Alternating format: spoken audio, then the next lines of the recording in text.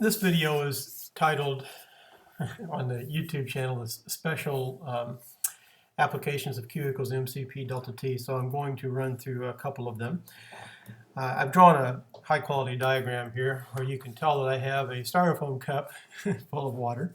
No, not full of water, half full of water. There are 100 grams of water, which is about 100 milliliters given the density of water. What is the temperature of that water that's in this cup right here? 20 degrees. So there's 100 grams of water at 20 degrees. All right, over here I have a beaker of boiling water. So if it's boiling, what is the temperature? That'd be 100 degrees C. So 25 grams of a metal cube, are sitting in this boiling water. So before we go further, how would the temperature of the metal compare to the temperature of the boiling water? Would it be the same? Well, if the metal is sitting in the water, it should boil, or should come to the same temperature as the boiling water. All right, so let's suppose I took a pair of tongs and put this metal into this water. When I put the metal into that water, well, the water that's in this styrofoam cup, will it get warmer or will it get colder?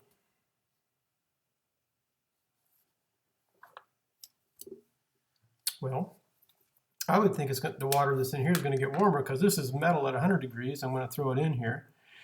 And the water is going to get warmer. Could we find out how much warmer? Would how much warmer only depend on the temperature change? No. The quantity of heat that's gained by the water would equal the mass of the water times the specific heat capacity of water times the change in temperature of the water. So let's suppose when we put the metal in there, the new temperature became 25 degrees C. So if we wanted to calculate the actual energy change that the water gained, we would know that the mass of the water was 100. And we know the specific heat capacity of the water from previous videos is 1 calorie per gram degree C. And the change in temperature of the water would be from 20 to 25. So what is that change?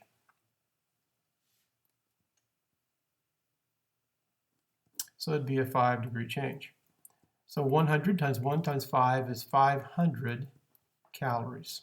So what that would mean is this water gains 500 calories when this piece of metal is placed into it.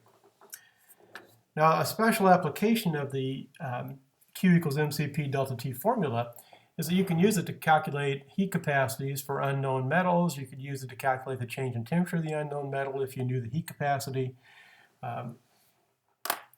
It's just a useful formula for laboratory applications. So let's suppose I wanted to find the specific heat capacity for that metal. And I'll show you how to do that. First of all, how would the heat that the metal lost, I think you'd assume that the metal is losing heat as it goes into the water, so you put the metal in the water, energy is lost to the water. We will ignore any heat that might be lost to the environment. So this hot metal goes into this cold water, and the water gets warmer, and the metal is going to get colder.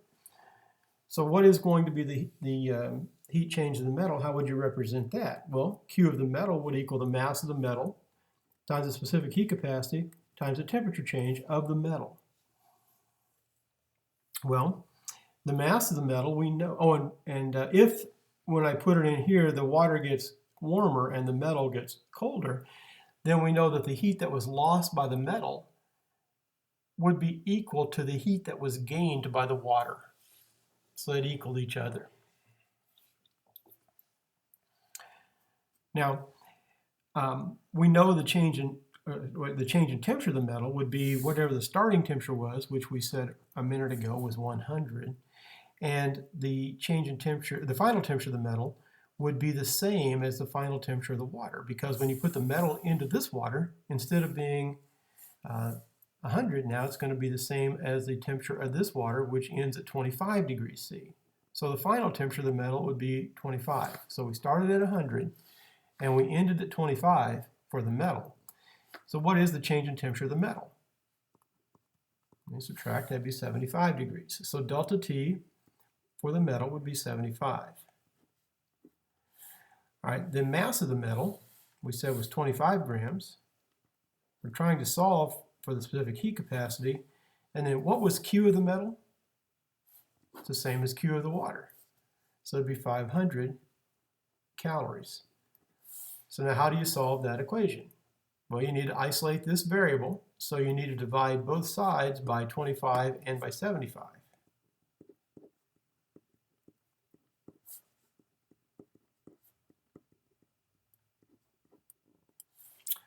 Right? No units cancel, so I'll just leave grams and degrees C. They don't cancel on this side.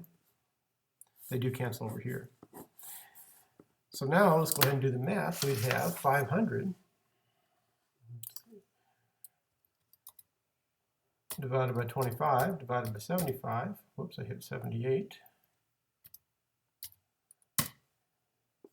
0.267. So 0.267 calories per gram degree C is equal to the specific heat capacity. So the specific heat capacity of the metal is 0.267. Okay, now I'm going to run through the basic premise of this application again. You have metal at a known temperature. You have water at a known temperature. You put the metal into the water gains heat, the metal loses heat.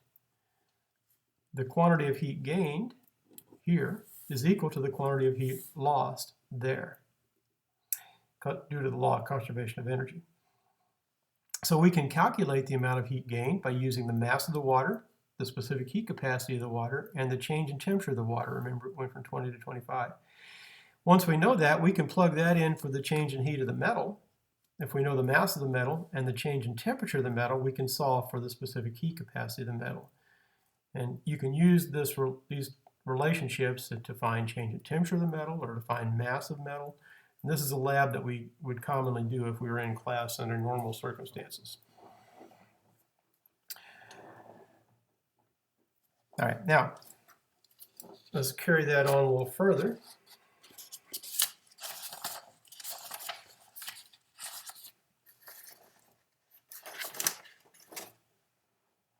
I thought I had a piece of paper printed here for us.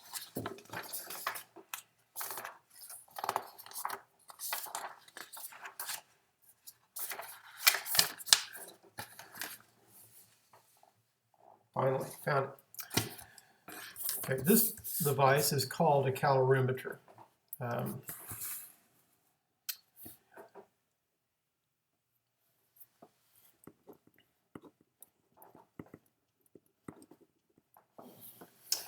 So what this device is used for is actually to calculate calories that might be in food. So in this picture, you'll see I've got a container, inside a container, inside a container. So once again, a container, inside a container, inside a container. In the outer container, we've got either an air jacket, or sometimes these are hooked up to a vacuum pump and to pull all the air out, or at least as much as we possibly can, because that would make it insulate extremely well. So I've got an insulated container. I've got a chemical reaction that goes in here. This is an igniter coil here, so electricity comes in and makes a glow and causes whatever's in this little dish to burn. So if that was, say, alcohol in the dish, then you'd burn the alcohol in the dish, and that would release energy. And you can find how much energy was in the alcohol, because what happens is the energy that comes from this reaction goes into this water. This is a stirrer, and this is a thermometer. So as the energy goes into the water, we could find out how much the temperature of the water raised. So if we know what the change in temperature of the water would be out here, and we know what the mass of the water is out here, we could find the quantity of heat. So it would look like this: Q equals mCp delta T. So if we knew, suppose there were 500 grams of water, you'd plug that in. You know the specific heat of water is 1 calorie per gram degree C. And let's suppose the temperature of this water changed. Suppose it was at close to room temperature, 20 degrees, and we do this chemical reaction and it goes to 30 degrees. So that'd be a 10 degrees change. So we'd have 5,000 calories that came from the food sample that was in this little dish. So that would be 5,000 calories.